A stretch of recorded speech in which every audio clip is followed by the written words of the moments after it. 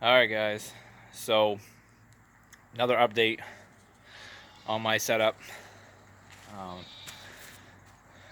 now that we're switched over to turbo, we had we made I want to say it was like 4, maybe 5 test hits. Still trying to tune it um, because we had the 5-speed in it. Okay, 5-speed car. So we made a few test passes with the 5-speed, not at the track, just on the street, and everything was going good, so we was tuning it, and I had it up to a friend of mine's house. So I decided I'll bring it home so I can tune it while he works on his car. And I drove it to the store. I'll see if I can get a shot of it. I drove it to the store, and I made a 4th gear pull on it, and it decided it didn't like it. So she chewed a few teeth off, and that was the end of that. So now I can buy the new input shaft. That's a 4-cylinder T5. I don't know if I've covered that in any of my other videos. Of course, we didn't know it till we got it out of the car. That was in a 94 GT, 95 GT that I had bought that had come from South Carolina. A guy had drove it up to my state and sold me the car, and I pulled it out of the car because I used it for parts, and right on the side of the case says 88 Mustang 4-cylinder. So, which didn't bother me any, but that's the origin story of that thing. So, I decided that it's probably making the power right now that it's not that T5. That one's not going to hold up. Obviously, it didn't, but I'm sure I can upgrade it a little bit and have it hold a little more power. But for the power that I want to make with the car, I really ought to just switch to an automatic. So I had a C4, stock C4 trans out of like a 74 van or truck. I don't really know exactly where it came from. A friend of mine pulled it out of his van, but I don't know if that's where it originally was. So we ended up swapping the car over to an auto. I brought it to the track a couple weeks ago, and I rushed to get it all in, get it together, and kind of screwed myself. I ended up putting the wrong flex plate in it. Okay, the whole 28 ounce versus 50 ounce. So I'm pretty sure I've got a 50 ounce in it, but I believe there was no numbers on this thing anywhere. And I thought it was the one that came with the trans, but apparently it came with my C6 trans. So it's got a C6 flex plate in it, and it vibrates like anything under 2,500 RPM. It's got a nice vibration to it. It's pretty annoying. And because of the vibration, the transmission pan has a Weldon fitting for the dipstick tube because it's a pan fill C4, and that was leaking.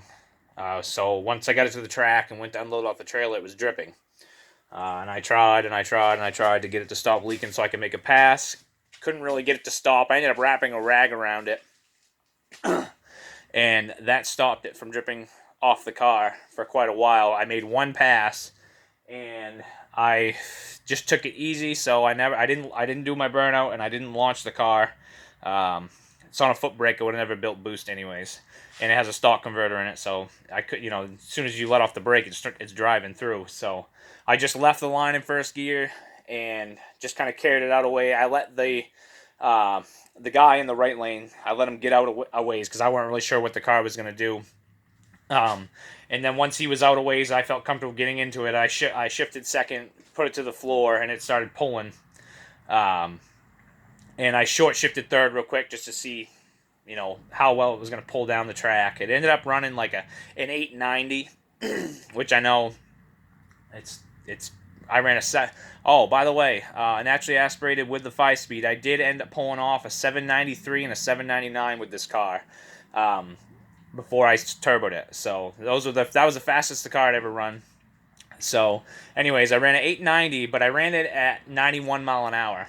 Okay, that was with, like I said, no burnout, no launch, just drove out nice and smooth and then got into it. So right then and there, once I saw the mile an hour, I knew the car was going to be faster, as it should be. But the fastest that car has ever gone, I think the 793 pass I made was like at 87 miles an hour. So, I mean, if I can baby that thing off the line and just short shift it and just drive it down the track and still trap 91 mile an hour, that car is going to go pretty good.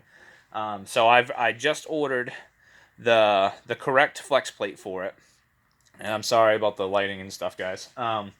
So we've got a new flex plate coming for the car. We also have, I ordered a line lock. And we got some blow-by issues. So it's smoking a little bit. And it was smoking a little bit before we turboed it, so I'm sure that's not helping any. But yeah, I mean, it runs and drives. The turbo system setup works really good on it. So we're already into the fall season, which means the tracks this weekend. What's today? Saturday. Tomorrow, last day of track days, and I'm not ready. So I gotta wait till next year, guys, for track times. However,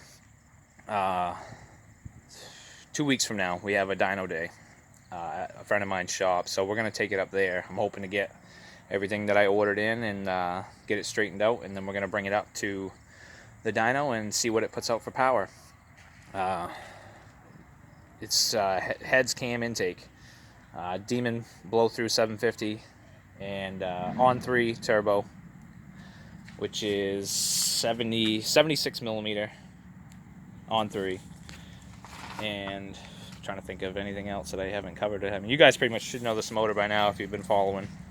It's not a 460, guys. I'm sorry. So it'll be interesting to see. I mean, I've seen a lot of the stock motors. Turbo would make what, 450? Some of them make 500 at the tire with a good tune in them. So we'll, heads cam intake. We'll see if that helps those numbers. I also am thinking about, I've got a convertible over there, and it was a 4-cylinder car. Somebody converted it over to the V8 and put the bigger rear end in it, and it's bone stock. As far as I know, that motor's good, and it has an AOD in it, so that's 4th gear right there. Thinking about putting the AOD in this car, but I'm not convinced yet. My buddy's got an AOD in his with a Windsor, and his is holding up great. So I'm kind of, we'll see how it goes on the street. I've got a 410 gear in it. My buddy runs 327 gear. So his car runs good. He's run his best time is 622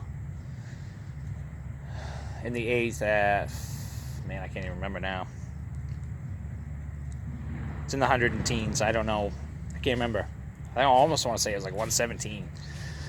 So his car's going good, and I'm trying to get on that level with a 302, 8.2 deck life. So yeah, it'll be fun to see where my car sits at the beginning of next year, because I should technically have everything done. I will get a transit brake this winter for it. It's one thing my buddy doesn't have in his car. He foot brakes it off the line, so his 60-foot times could definitely improve. And his car is a high 5-second car all day long with a transit brake. So I'm gonna try and get there with my little 302.